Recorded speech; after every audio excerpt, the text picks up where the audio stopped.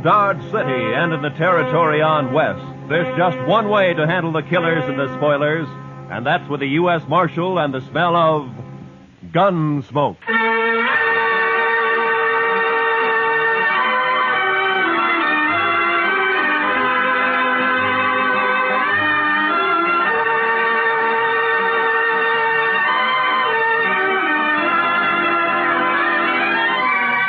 Gunsmoke, starring William Conrad. The story of the violence that moved west with young America. The story of a man who moved with it. Matt Dillon, United States Marshal.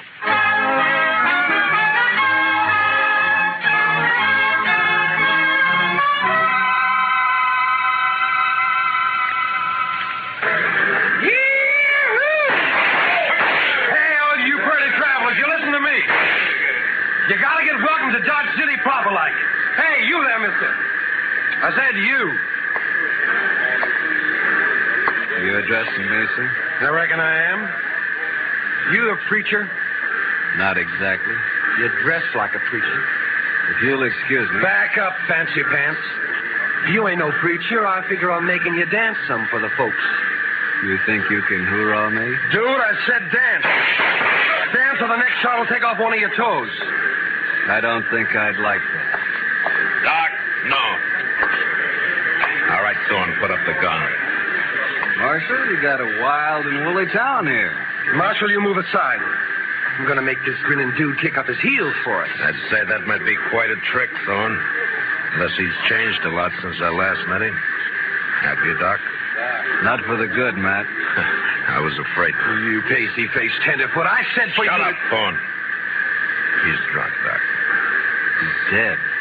You just don't know it yet. I'll take it good if you'd meet me later at my office. All right, Matt. To you. Well, that's sure a lot of talk. Now I'm going to shoot that dude's boot heels. Fire one shot and I'll pistol whip you, Thorne. What's that? You're kind of forgetting who's holding a gun, ain't you? Oh! I wasn't forgetting. Oh, my wrist. You broke my wrist. I doubt it. Now let's go to jail. Oh, you can't put me in jail. I'm Thorne Finley. Move. Oh, you wait till I tell Big Jack about this, and I will, too. Do that. He might be grateful to me for saving your neck. You pulled some fool stunts, Thorne, but you've never been closer to dying than just a minute ago. You mean from that fancy pants? Oh, I could handle 6 like him. That makes you a lot of man. I can name a dozen pretty good gun hands who can't handle one of it. What? That's Doc Holliday.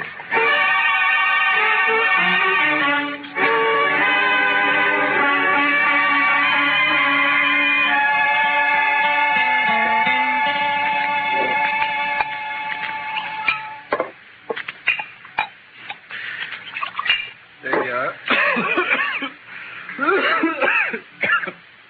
Salute, Matt. Salute, Doc.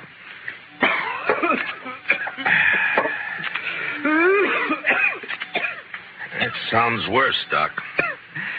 Yeah, I got orders to go to Arizona. Air's dry there, better for my lungs. Going? Thought I might. Wyatt invited me to visit him. He and Virgil and Morgan are the law down there. Some little mining town called Tombstone. Well, it sounds peaceful anyway. If it isn't, it will be by the time Wyatt Earp gets through. He is the peacemakingest man I ever met outside of you. Matt, who was the tellerhead down at the depot anyway? Oh, Thorne? He's just a spoiled kid. Kid? Couldn't be much younger than you. Sure, but Thorne never grew up. His father has coddled him and protected him and gotten him out of scrapes ever since he was a pup. He's never had to be a man. Not with Big Jack wet nursing him. Big Jack. Big Jack Finley. Oh, you know him? I've heard of him. Well, that figures. He owns about half of Kansas. Star in a box runs more cows than he can count. Swings a lot of weight in Dodge. Yeah, too much. Mr. Dillon? Mr. Dillon, somebody said that Doc Holliday had come into town today and he... Oh, excuse me. It's all right, Chester. Why don't you shake hands with him? Don't mind if I shake with my left hand. It's kind of habit. Yeah, I know. Mr. Dillon has the same habit. He would. How about dinner tonight, Matt? Sure. How long will you be in Dodge? Not long. Just till I finish a chore. Oh? That, chore have anything to do with Big Jack Finley? Might say so. Gonna kill him.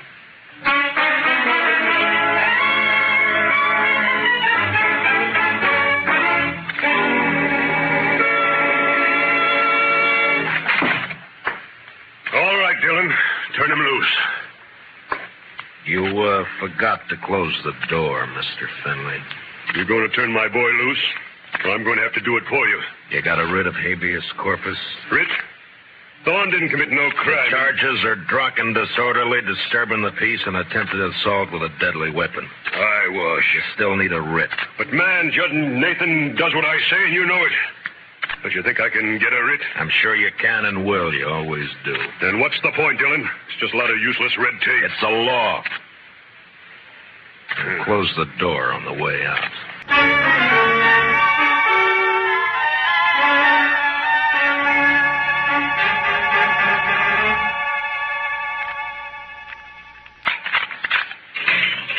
All right, Thorne. Didn't I tell you Big Jack would get me out? When are you going to learn you can't play? Save the speech. The law can't touch a Finley. You ought to get smart, Marshal. Like you? Sure, like me. Hi, Big Jack. You okay, son? Fine. Anything else, Mr. Finley? Why, yes. My boy here is a little boisterous sometimes, I know. High-spirited, you understand? Uh-huh. So? So, I want to put a stop to all this nonsense of yours, arresting him every time he kicks up his heels a bit. Now, go on. Well, I'm offering you a job. Let's say, protecting my interests. $200 a month. And no work, naturally. I see we understand each other perfectly. No work, of course. All I have to do is just shut my eyes whenever Junior here breaks the law, huh? I said we understand each other. There's no need to elaborate on it, Dillon. There's a big need. Only how do I explain to a person like you that some men don't wear a price tag? Huh? How do I explain how I feel about a so-called respectable citizen making the law his private doormat? Hey, you're nothing but the stupid gunman I've always thought you were. I understand you took the part of Doc Holliday against my son. I kept Thorne from committing suicide, yeah. You sided with a notorious killer against an important citizen of this community. Now I'm telling you, Dillon, Holliday, I don't want him in Dodge tomorrow. Doc may be a gunfighter, but he's clear with the law, Finley, and a better man than your son will ever be. What? Why, That hurts, doesn't it? You... I'm serving notice, Marshal. You run that killer out of Dodge City, or I'll do it myself.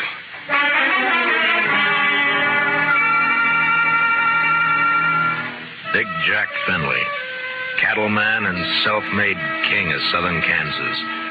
No better or worse than most of the men carving empires out of the West, until love for his son blinded him to the fact that Thorne Finley had gone bad. And from here on, I knew the war was on between Big Jack and me. So Big Jack Finley's going to run me out of town, huh? No, unless I do it first. Oh?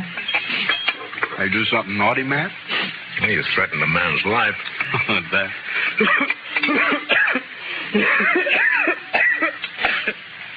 And just between friends, Matt. Anything else, Doc? Not murder. Murder? I give him an even break. With you, that's still murder. Don't you think you better tell me about it? Mm-hmm. What if I don't tell you? Yeah, then my job's to warn Finley and try to protect him.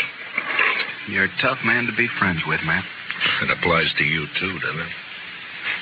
Guess maybe it does at that. Didn't realize how I put you on the spot by spouting off my good intentions. Sorry. Forget it.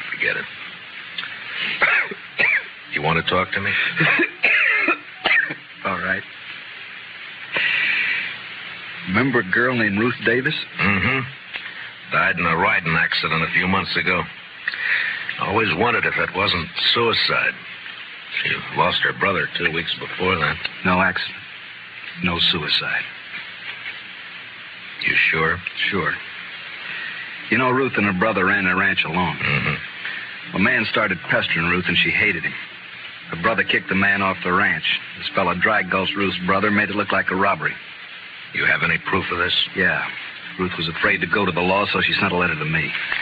Here, read it yourself.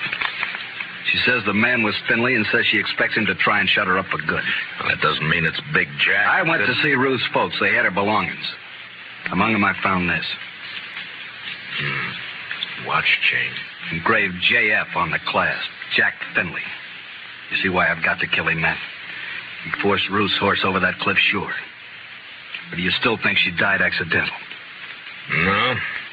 But who's responsible is something for a court to decide. Court?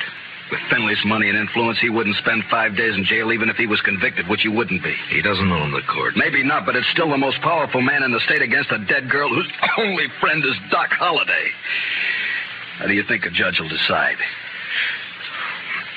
Doc, I'm going to ask you a favor. Make it one I can give. I got an idea, but you must let me handle it my way. Give the law a chance. All right, Matt, I can wait.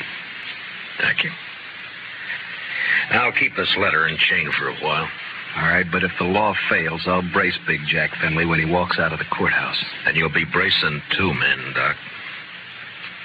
Finley and me.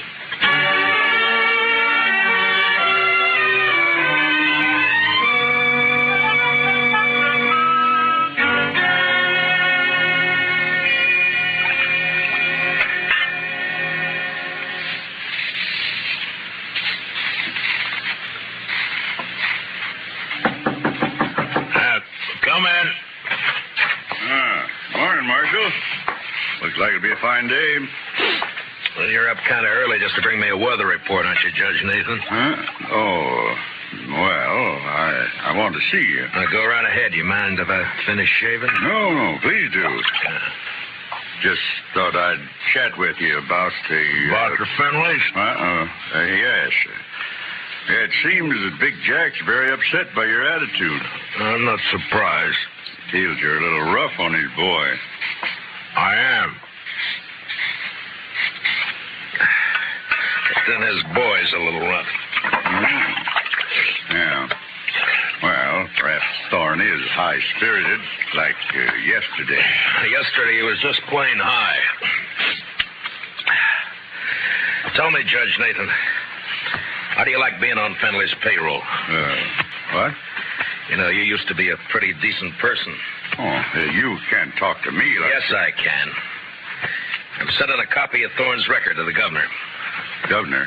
And with it, I'm sending a list of the writs you've issued to get him out of jail and a copy of the court records. I've only tempered my justice with mercy, that's all. Thorne's been arrested for 18 offenses, convicted of 10, spent no time in jail, and paid a total of $15 in fines. I'd say you've been very merciful.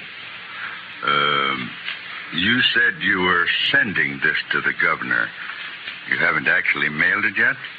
No. You got enough. Not that I don't feel justified in any decisions I've made, but such a report might cause undue talk at the Capitol. And ruin your political hopes. Well, my conditions are simple. Get off Finley's payroll now. Very well. And give me cooperation from here on, no matter who's involved. Do that and I shelve the report. I'll do it. Mr. Dillon, trouble's a-making. What kind of trouble, Chester? It's Big Jack Finley, Mr. Dillon. He's rounding up his crew at the Alfraganza. They're going to ride Doc Holliday out of town on a rail. Did you cut yourself shaving?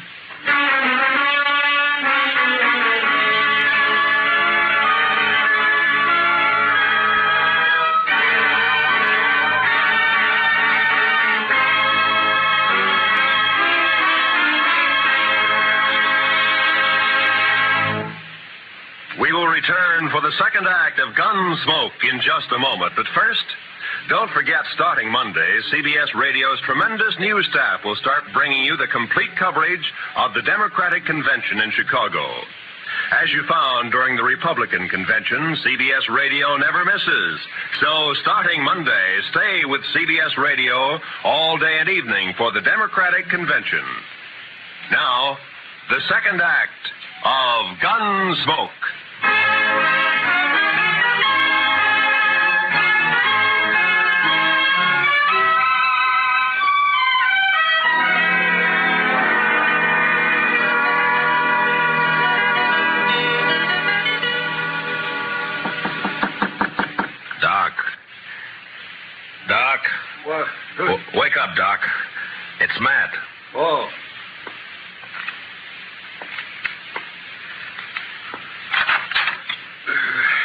What's up? Trouble. Lots of trouble. Big Jack Finley's organizing a little citizens committee of his own hand-picked men coming to escort you out of town.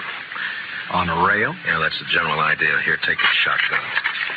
Yeah, I'll hide it under the covers, modest-like. Yeah. I'll wait against the wall here. Good. That'll put him in a crossfire. If it comes to that. There's enough of them, we're in a spot. Yeah, likely we are. You're risking your neck to save me some bruises. One I owe you, friend Matt. It's my job. Still one I owe you. There he is. Wrap him up. All right, stop right there. I'll shoot the man who takes another step. You think you're going to stop us, Dillon? I think so. Me and Doc. Doc. Show him, Doc. Sure thing, Marshal. Look, boys, surprise. I sure do love surprises. Dillon, I've got a dozen men with me. Well, sure, about 6 of them will die, Finley, if you don't crawl out of here fast. And guess who'll die first, Big Jack? You there, Moncrief. I always figured you for some brains. Get your boss out of here, quick. Sure talking sense, Big Jack. Shut up, Moncrief. You showing yellow. Oh, but, man, there's nothing here for us to die over. Listen to him, Finley. That greener Doc is holding has 18 buckshot in each barrel. He'll get slaughtered if he triggers that thing. And I'm getting edgy, Finley. And me, if I get a coughing spell, I'm liable to shoot without meaning to. All right. This is twice you have made a Finley back down. You'll never get a third chance. Let's get out of here.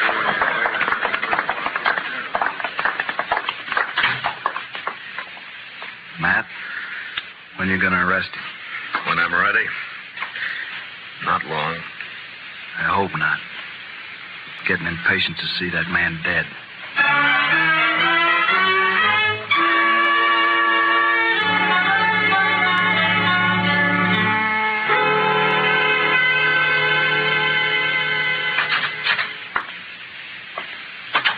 I got your message, Marshal. I hope it's important. It is, Moncrief. How long you been foreman for Big Jack? 15, 16 years. You know him pretty well.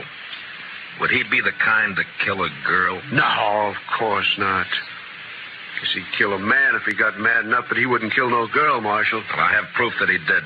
A girl and her brother, but it doesn't set right. I'm hoping you can help. What's your proof, Marshal? A letter that names Finley as the man. Ruth Davis wrote it before she died. Ruth Davis. And this watch chain was found with her belongings. It's engraved on the back. I know. I was with Big Jack when he bought this chain in Chicago. It was right after his wife died. Big Jack wear it all the time? You rode the right hunch, Marshal. What? Thorne is your man, just like you figured. He had a yen for the Davis girl, but he kept it quiet. Guess he didn't want it known she throwed him over. But the watch chain... Big Jack gave that to Thorne on his 25th birthday. Whole ranch can testify to that. Good. All right, thank you, Moncrief. You, gonna try and arrest Thorne? Why? If Big Jack believes Thorne killed that girl, it'll break his heart. Broke her neck. If he don't believe it, Then? he'll protect Thorne. And, Marshal, there's not enough lawmen in the state of Kansas to make Big Jack give up his son.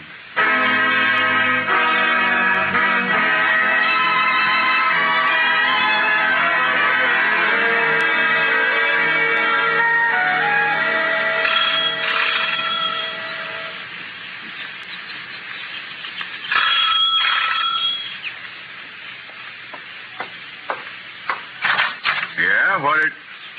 Oh, it's you, Marshal. And, John Holliday. Doc, this is Judge Nathan. Holiday? Oh, yes, I've heard of you. I've heard of you, too, Judge. Wonder which has heard the worst. What's that? Why, Judge, I'm here on business. Oh, of course. Come in, won't you? In my study here, so we won't be disturbed.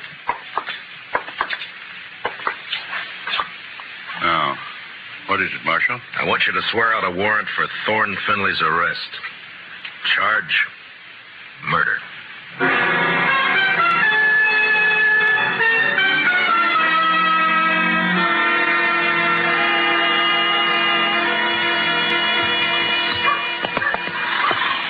You want to go with me, Doc? I'm sure.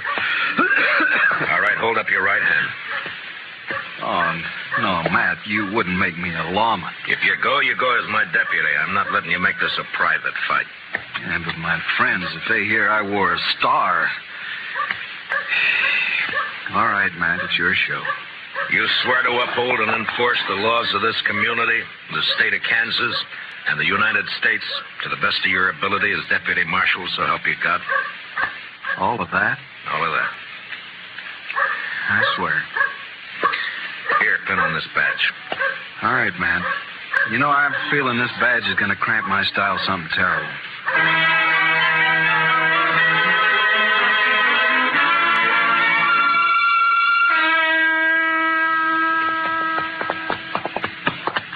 Better breathe our horses going up through this pass. We've still got a good ride ahead. How far? Oh, about 10 miles.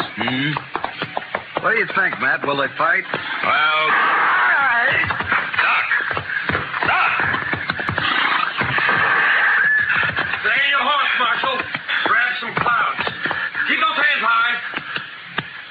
Queen's on the other side of the pass behind you.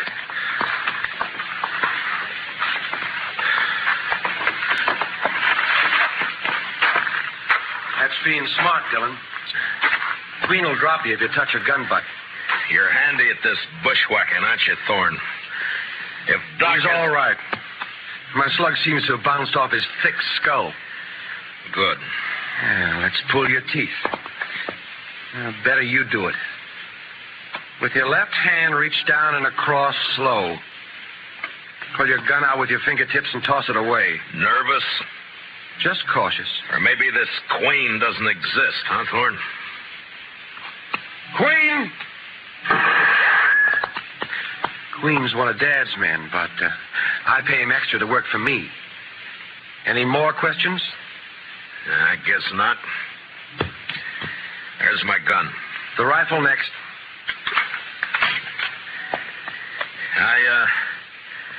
I got a penknife in my pants pocket. You know why Holiday came to Dodge? Yeah. Yeah, I guess you do. You wouldn't be riding with him. Well, he's not going to tell any stories to my dad or anyone else. You can't kill us, you stupid... Not planning on killing you. And what have you got planned? Queen's kind of a magician. He's going to make Holiday just disappear. Folks won't care much about one of his kind. I would. I'd care so much I'd hang you for it. No. No, with Holiday gone, it's your word against mine. And you won't be able to approve a thing, Dillon. You sure of that? I'm sure. Otherwise, I'd take care of you along with Holiday. Now get on and start walking back to town. It's like I told you. Law can't touch a Finley.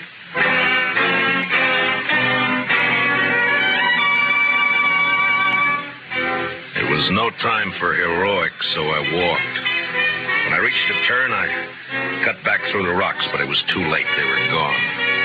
And with them, the horses, guns, and Doc Holliday. 2 miles up the road, I found my horse turned loose. And with a mind full of cold hate, I raced onto the Star in a box. On the front porch of the ranch house was one of Big Jack's men. Hold it right there. Out of my way, mister. I'm in no mood to shake hands. Where you heading, lawman? You don't hear well.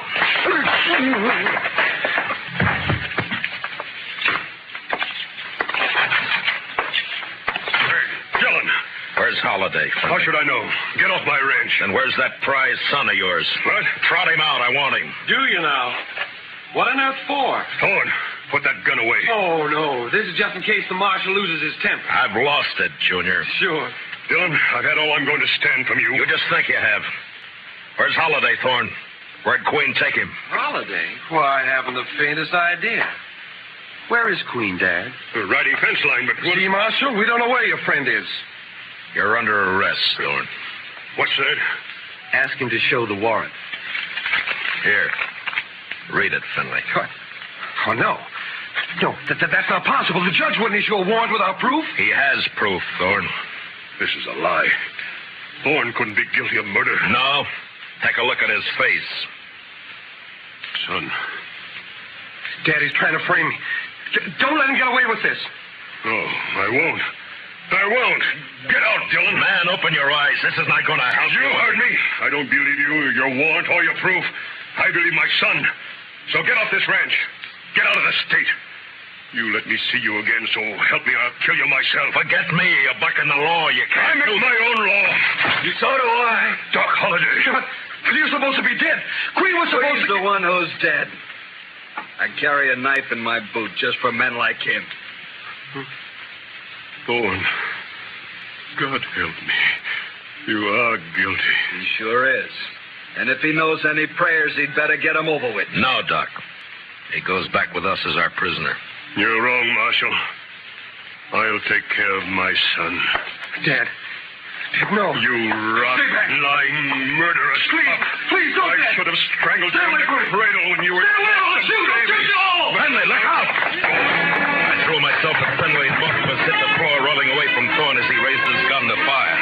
Then in the doorway, the blood-stained, terrible figure of Doc Holliday went into action. His pale hands blurred over his holster. Ruth Thorne.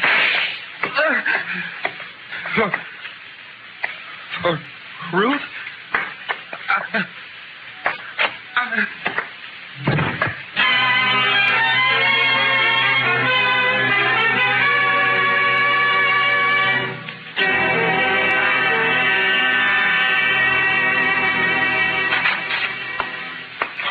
He's ready to leave, Miss Holliday. Thanks, Chester. You sure you want to stay around a while, Doc? Yeah, we're good friends, Matt, but you're a peace officer. I guess I'm not a very peaceful man. You could be, Doc. No, I'm not going to change, and you shouldn't. Law needs men like you. No, if I stayed, there's too good a chance I might cross you. Yeah? Then I'd have to meet you over gun barrels, and it's one thing I'm afraid of. So long, Matt.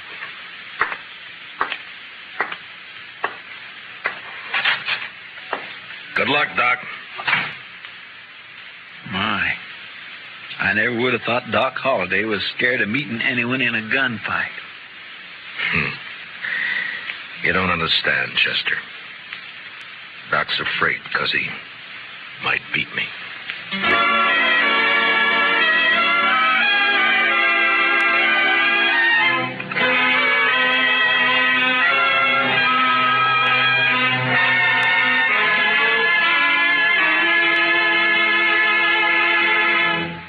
Gunsmoke, under the direction of Norman MacDonald, stars William Conrad as Matt Dillon, U.S. Marshal. Tonight's story was specially written for Gunsmoke by Herb Purdom, with music composed and conducted by Rex Corey. Featured in our cast were Harry Bartell as Doc Holliday, with Lee Millar, Nestor Paiva, Ralph Moody, and Tom Tully. Parley Bear is Chester. Join us again next week as Matt Dillon, U.S. Marshal, fights to bring law and order out of the wild violence of the West in Gunsmoke.